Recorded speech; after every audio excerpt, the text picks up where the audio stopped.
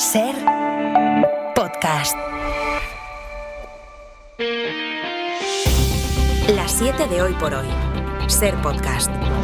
Hola, buenos días. A pesar de los intentos de Donald Trump por apaciguar a Vladimir Putin, a pesar de haberle recibido con honores en Alaska, Rusia volvió a asestar ayer un golpe brutal contra la capital de Ucrania. Un nuevo bombardeo masivo con 600 drones y misiles contra Kiev que dejó al menos 24 muertos y decenas de heridos, según la cifra actualizada esta madrugada por el ejército ucraniano. Las bombas cayeron sobre un edificio residencial que quedó totalmente destruido y cerca de una guardería, a pocas horas de que los padres tuvieran que llevar allí a sus hijos. En esta oleada, una de las peores de los últimos meses, también resultó dañada la sede de la Unión Europea en ese país. Un ataque que Bruselas considera inaceptable y que advierte va a tener consecuencias. This is why we are keeping maximum pressure on Russia. La presidenta de la Comisión, Ursula von der Leyen, asegura que el bombardeo justifica que la Unión mantenga la máxima presión sobre Rusia y advierte de que responderán con nuevas sanciones. Mientras, desde Ucrania, su presidente Volodymyr Zelensky dice que el ataque no es otra cosa que la respuesta del Kremlin a los esfuerzos por conseguir la paz. Ángel Villascusa, buenos días. Buenos días.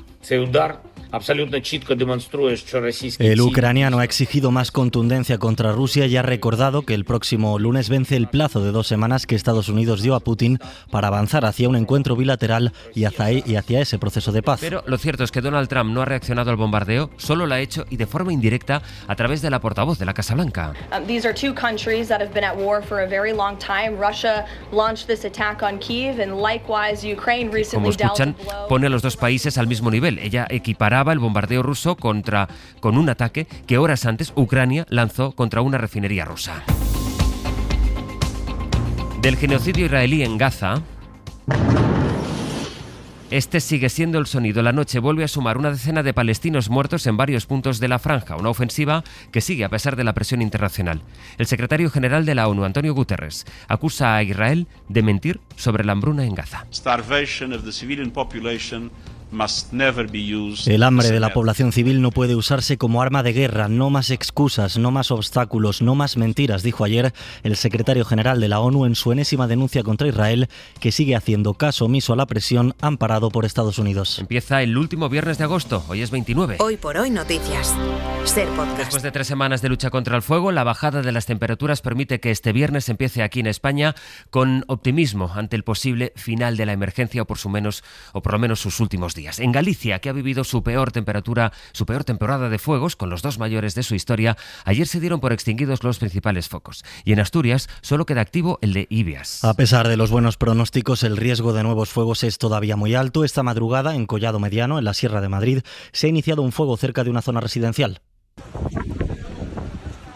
Ha quemado 1 hectárea y finalmente se ha quedado en un susto. La situación más complicada sigue en Castilla y León, donde siguen activos 5 fuegos de nivel 2, 4 de ellos en León. El último se declaró ayer en Berlanga del Bierzo, que obligó a desalojar temporalmente a unos 210 vecinos que pudieron volver a sus casas por la noche. Hay una persona detenida porque se cree el fuego pudo ser intencionado. El Gobierno reiteró ayer de nuevo su papel en la gestión de los incendios. El ministro del Interior, Grande Marlaska, defendió en el Senado, donde están compareciendo varios ministros, a petición del PP, que el sistema antiincendios ha funcionado, a pesar, dijo, de la campaña de acoso y derribo del Partido Popular para sostener lo contrario. Marlaska, como ya hizo la ministra de Defensa, Margarita Robles, acusó a algunas comunidades gobernadas por los populares de haber pedido, por motivos políticos, más medios de los que se podían desplegar. Y puso este caso como ejemplo de deslealtad institucional. Se pidió por la Junta de Castilla y León 15 puestos de mando avanzados. ¿Sabe cuántos tiene la Junta de Castilla y León? 2 en toda Castilla y León.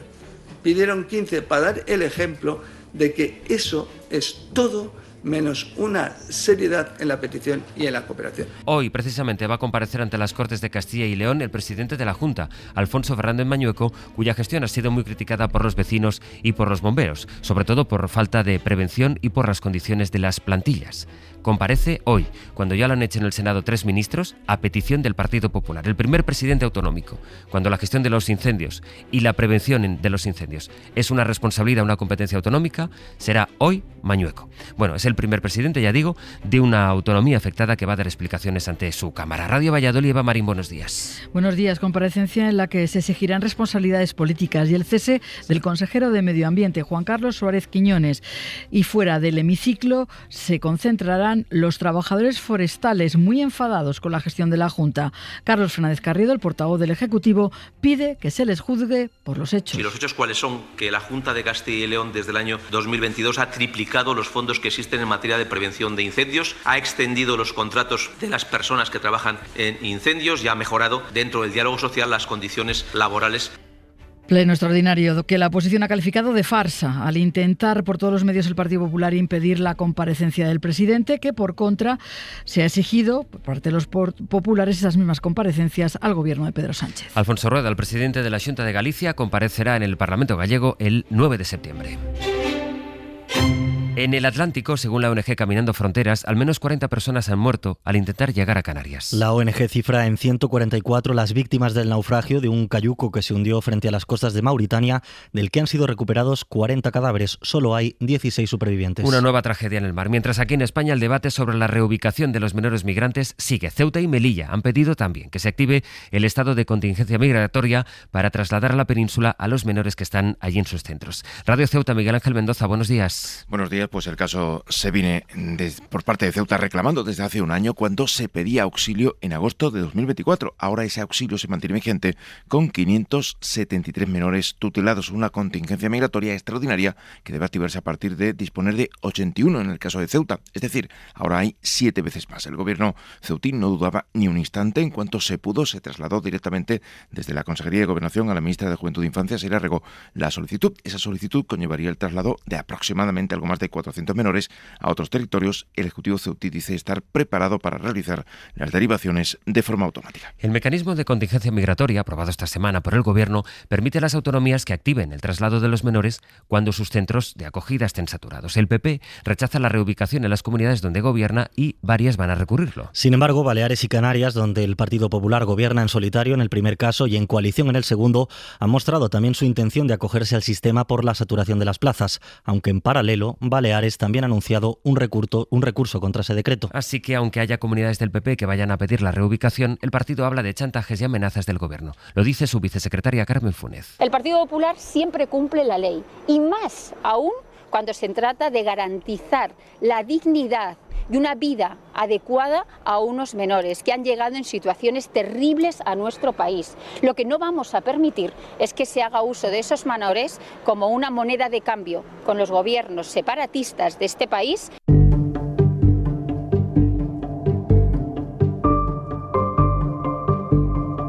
Lo conocimos ayer, España va a alcanzar este año el 2% del PIB de gasto en defensa, como reclama la OTAN a todos sus aliados desde el año 2014. Esto lo ha confirmado la propia alianza después de tener en cuenta los planes del Gobierno. Aumentan casi todas las partidas, como la destinada a la compra de aviones y de tanques, así que vamos a repasar cuál es el detalle. La pregunta es, ¿cómo ha llegado a España a ese 2%, Jordi Fábrega? Pues hablamos de todo. Lo primero que hay que aclarar es que lo que computa la OTAN es la previsión de gasto que harán los países a lo largo de este 2025 en defensa. Es decir, que es la previsión de gasto que luego se tiene que ir materializando. Eso da, en el caso de España, esa cifra de 33.100 millones de euros. ¿Cómo se explica el incremento? Pues básicamente por el desarrollo del plan de aumento del gasto en defensa que presentó Pedro Sánchez en abril. Viendo las cifras de la OTAN, vemos que el gasto militar se incrementa en todas las partidas. La que más crece, casi se duplica, es la de otros. Esta partida incluye las operaciones de mantenimiento de la paz, pero también el gasto en investigación y desarrollo, entre otras cosas. Se destinan a ella 11.800 millones de euros, convirtiendo esta partida en la más grande de todo el presupuesto. También crece notablemente el gasto en equipamiento, en tanques, en aviones o en armas, en material, digamos. A esto España destina este año 3.500 millones de euros más que el año pasado, según los datos de la OTAN. Crece poco, pero también crece la partida de gastos de personal y, aunque es la más pequeña, se triplica el capítulo de infraestructuras.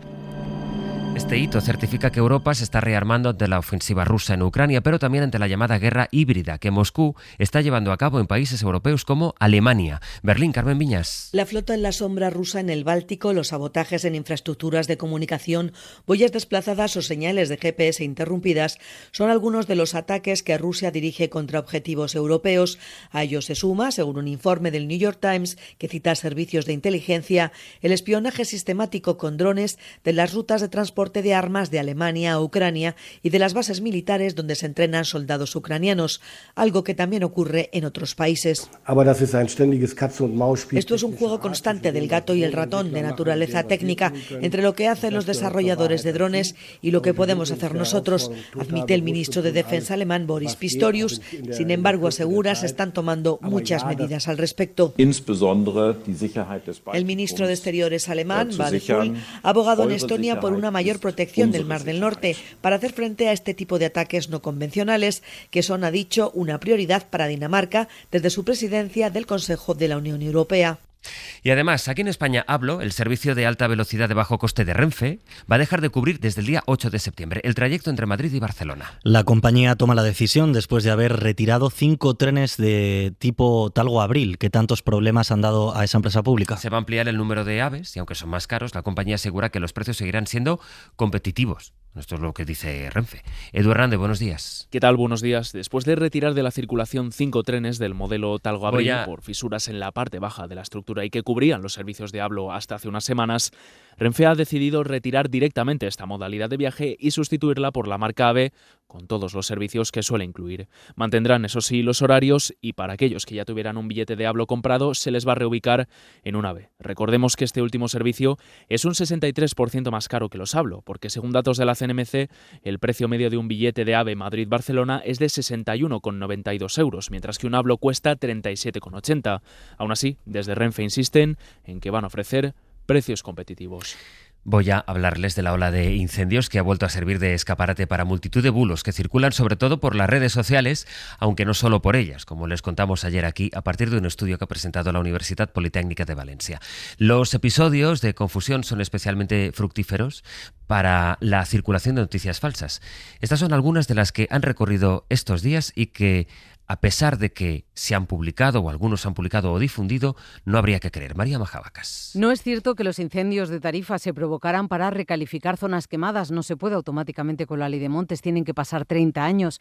Y no hay tramas incendiarias ni hay que hablar de terrorismo medioambiental.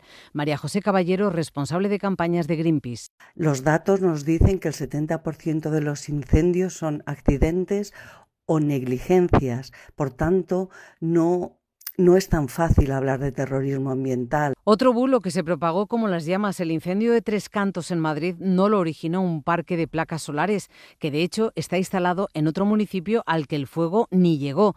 Ningún incendio empezó por un rayo láser procedente de un dron. La foto correspondía a un incendio en Oregón. No se detuvo a un mena pirómano. El detenido era español, lo confirmó la policía. Y la imagen de los bomberos exhaustos tirados en una calle de León durmiendo no es real. Circuló la misma foto en Portugal y al parecer se generó por inteligencia artificial.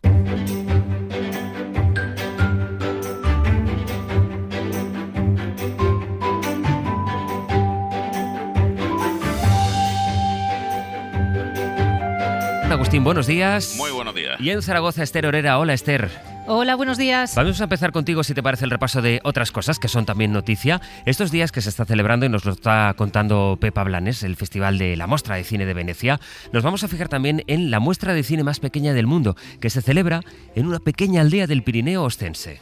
Sí, aunque no lo parezca, llevan ya 15 años proyectando a la luz de la luna documentales, cortos y largometrajes. En esta aldea que se llama Ascaso, está a unos 1000 metros de altitud, tiene 6 casas, una iglesia y 11 habitantes, con unas 150 sillas al aire libre. Miguel Cordero, codirector del festival. Pequeño festivalito organizado desde el voluntariado, desde gente que nos gusta mucho el cine independiente, el cine de autor, pero que además nos gustaba recuperar un pequeño lugar idílico que es la aldea de Ascaso, en el municipio de Voltaña, aquí en Sobrarbe, el Pirineo aragonés, uno de los muchos núcleos que a finales de los años 90 del siglo pasado estaban completamente abandonados.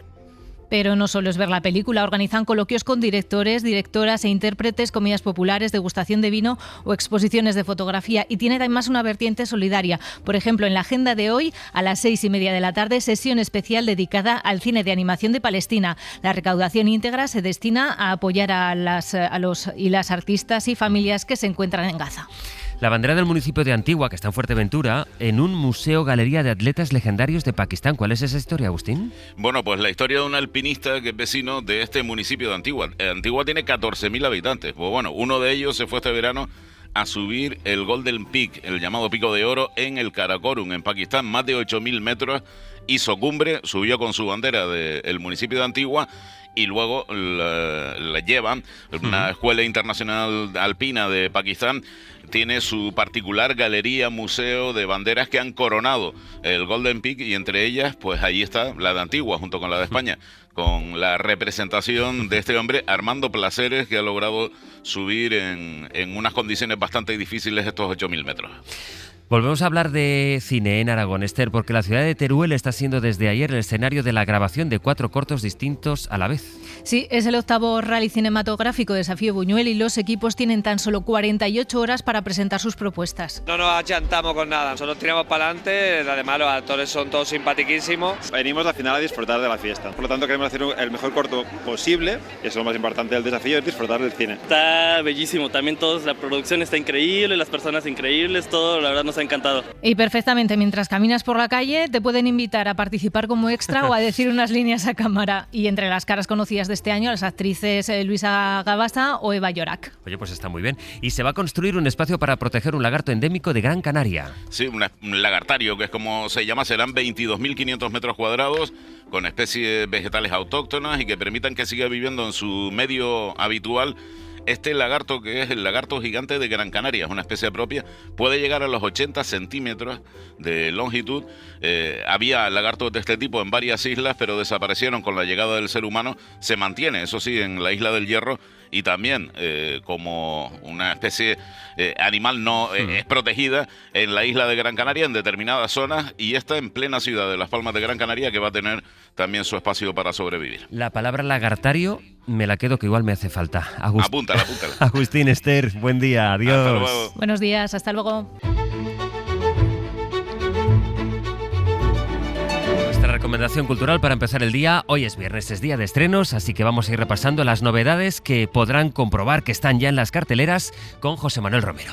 Hollywood se ha empeñado en hacer precuelas, secuelas, remakes o adaptaciones de todo. Ahora vuelve La Guerra de los Rose, aquella película de los 80 que dirigió Danny DeVito con Michael Douglas y Kathleen Turner. La historia de un tormentoso divorcio que ahora protagonizan los actores británicos Benedict Cumberbatch y Olivia Colman. Esta nueva versión cambia los roles, es ella quien trabaja y él el que fracasa y lidia con su ego herido, en una comedia negra pero descafeinada y sin el pozo de la original. Parece que todo el mundo cree... ¿Que nos odiamos? Bueno, a veces sí que te odio. ¡No!